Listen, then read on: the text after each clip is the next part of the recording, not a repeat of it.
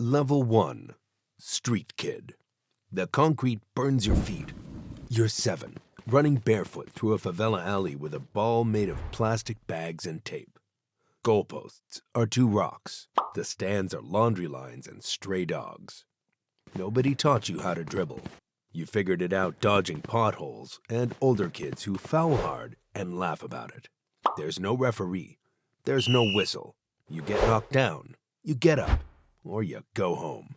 But when you run with the ball, something happens that you can't explain. The world goes quiet. The noise from the street disappears. It's just you and the ball and the space between the defender's legs. You're not thinking about food or money or the fact that your shoes have holes in them. You're free. One afternoon, the older guys are picking teams. One of them points at you. Him! He's with me! You're the youngest out there by 4 years. You play like your life depends on it. Somewhere in the back of your mind, you know it might. Level 2. Local youth player. A man from the neighborhood team shows up one Saturday. He watches you from the sideline. He doesn't say anything. After the game, he walks over.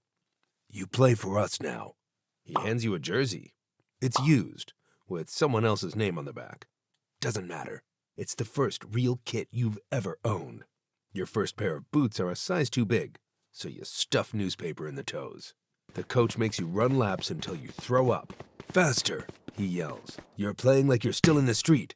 Move the ball. You listen. You learn when to pass and when to carry.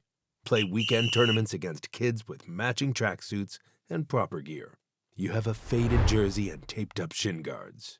But when the whistle blows, none of that matters.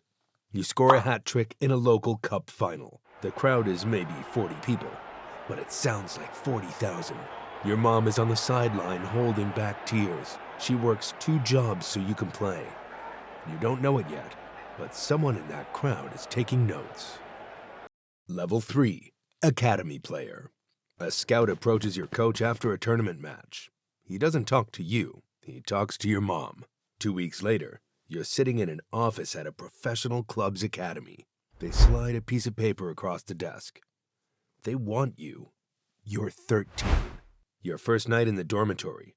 You lie in a bunk bed, listening to a kid from another city cry himself to sleep. You left home 2 weeks ago. You want to cry too, but you do it quietly. There are 30 kids in your age group.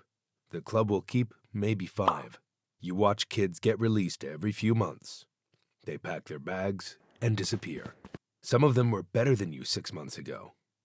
The difference is, you kept improving, and they hit a ceiling. Your dad calls once a week. When are you coming home? Soon, you tell him. You're lying. You're never going back to that alley. Not if you can help it. By 16, you're the best player in your age group. The first team coaches start showing up to your matches. One of them catches your eye after a game and nods. Just a nod, nothing else. But it's enough. Level 4. Reserve team player. You make the reserve squad. You're 18. The academy director calls you into his office and tells you you've been promoted. You don't celebrate. You just nod, walk out, and call your mom. She screams so loud you have to hold the phone away from your ear. The first day you walk into the senior dressing room, nobody looks at you. These are men with mortgages and kids and endorsement deals. You're a teenager with gel in your hair and boots that are still too clean. The captain glances at you. Find the locker, he says. That's your welcome. Training is a different planet. Passes arrive harder and faster. Defenders are stronger and smarter. The first time a veteran center back puts you on the ground, you realize you're nowhere near the best player in this room. Now you play in the reserve league. 200 people in the stands, sometimes less. The pitches are rough. The tackles are rougher. Nobody here is making friends. Everyone is trying to prove they belong one level up. You score 12 goals in the reserve season. Most nights you go home and study first team highlights, watching how they move, where they run. Your agent says be patient. Then one morning after training, the manager pulls you aside. Be ready, he says. That's all. 2 words. You don't sleep that night. Level 5, Professional Debutant. Tuesday night, league match, minute 72. Your team is up 2-0. The fourth official holds up the electronic board and your number is on it. You stand up, your legs are shaking. 30,000 people in the stadium, and you can hear your own heartbeat louder than any of them. You step onto the pitch. The grass feels different under your boots. Softer, brighter. Everything is faster and louder than any training session could ever prepare you for. The first ball that comes to you, you trap it clean. The crowd doesn't react. They don't know who you are. Not yet. You touch the ball 5 times in 18 minutes. Nothing spectacular. But you don't make a mistake. After the final whistle, the captain shakes your hand. Good job, kid. That night you watched the replay on your phone 6 times. You screenshot the moment you came on and send it to your mom. The newspapers don't mention you, but your name is in the official match report. You're a professional footballer now, and you didn't flinch. Level 6, Domestic Star.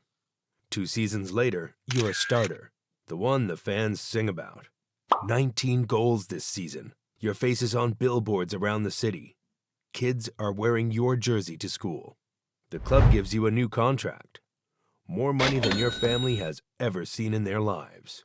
You buy your mom a house, a real one, with a garden and a gate and no leaking roof.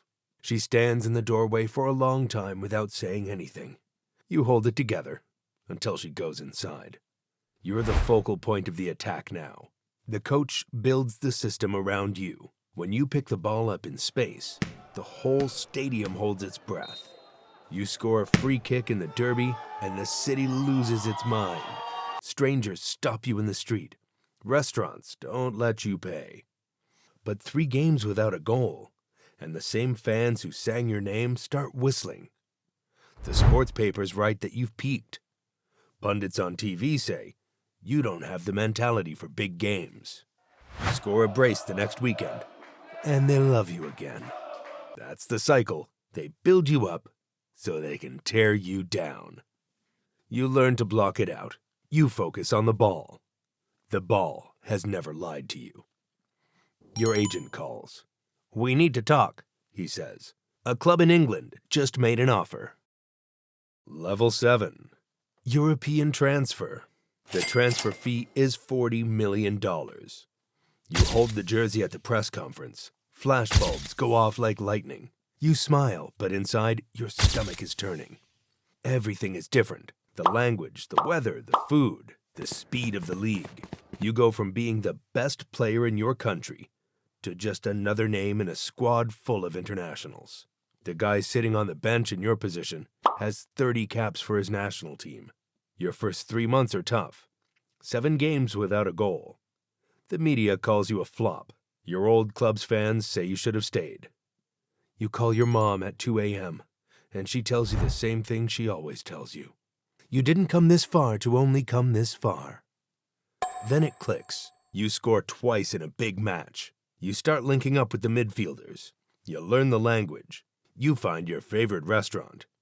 The city starts to feel like home. By the end of the season, you've got 14 goals and 9 assists. The fans are chanting a new song with your name in it. After the last home game, a kid is waiting by the tunnel entrance holding your shirt and a marker. His hands are shaking. You remember that feeling.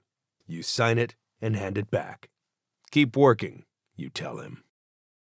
Level 8, Champions League player.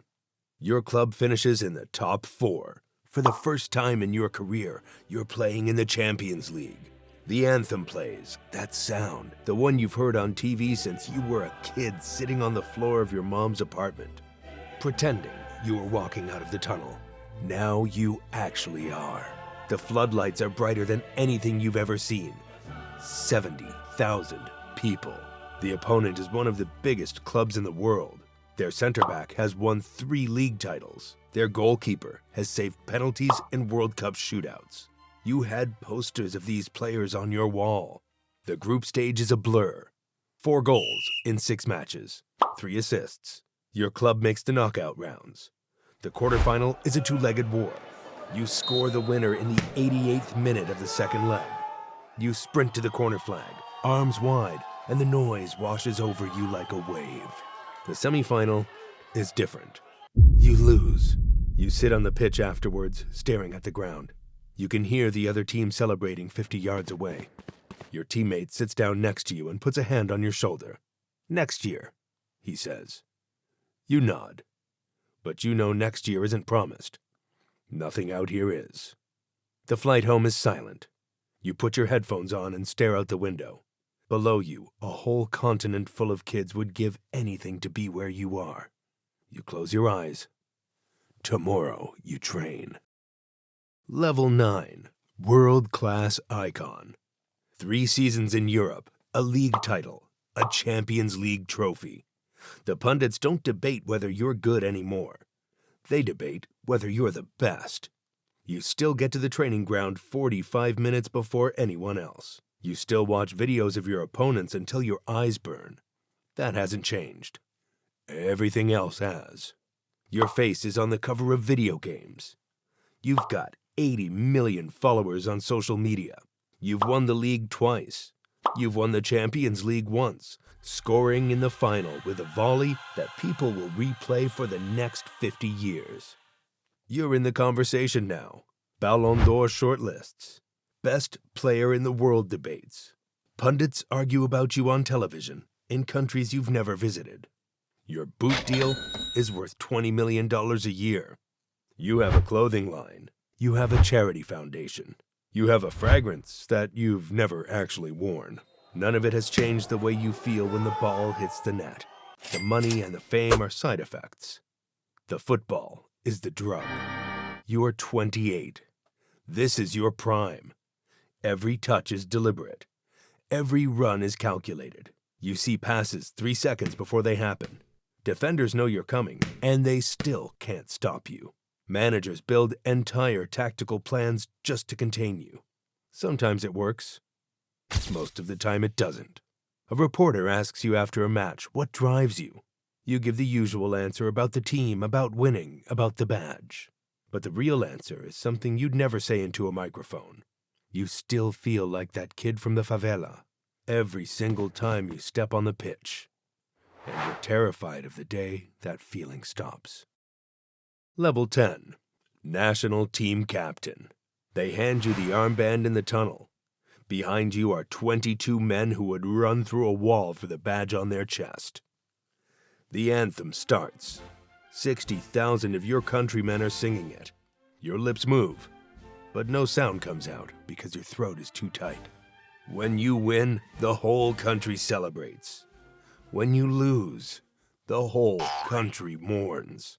Taxi drivers want to discuss your tactics. Grandmothers recognize you at the airport. Children name their dogs after you. The captain's job isn't just to play well, it's to lead. Halftime, your team is down 2-0. The young winger is sitting in the corner of the dressing room with his head in his hands. He's 19. He gave away the penalty that led to the second goal. You sit next to him. You don't give a speech. You look him in the eye and say, "I've been exactly where you are.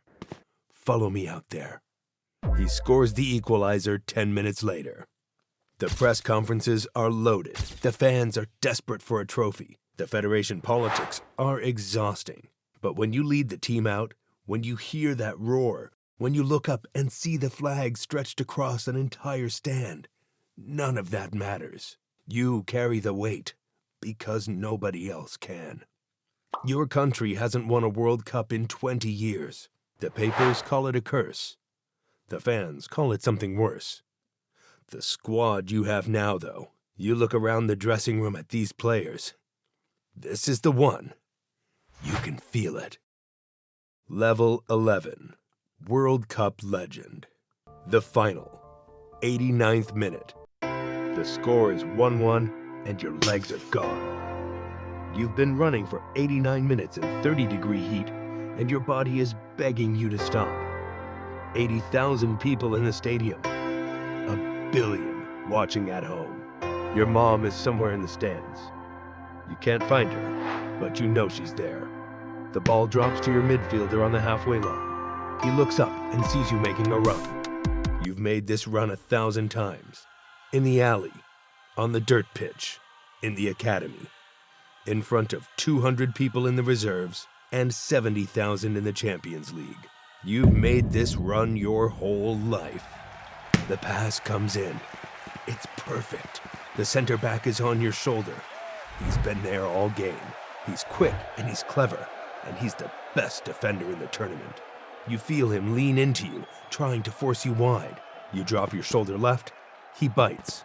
You cut right. Now it's just you and the keeper. The stadium disappears. The noise disappears.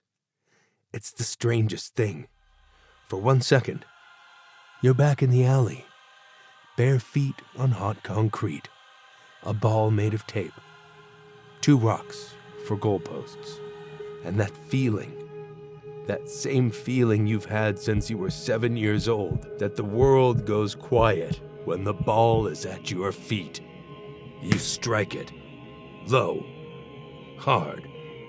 Far corner. The net ripples. You don't hear the stadium. Not yet. For a split second, there's just silence. The ball sitting in the back of the net, and 80,000 people drawing the same breath at the same time. Then it hits you.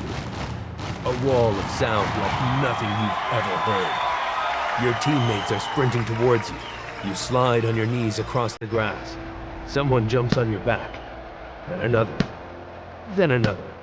You're at the bottom of a pile of bodies, and you're screaming and crying and laughing all at once. Full time. You've won. They bring the trophy to the podium. You climb the steps. Your teammates are behind you. You grab it with both hands and lift it over the heads of everyone who said a kid from the alley would never make it. The confetti falls. The fireworks go off. They'll build a statue of you outside the National Stadium. They'll name streets after you. Kids who aren't born yet will grow up watching this goal and decide they want to play football because of it.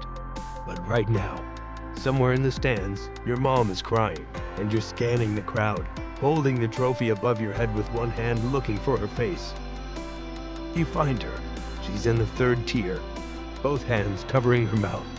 She's wearing your jersey.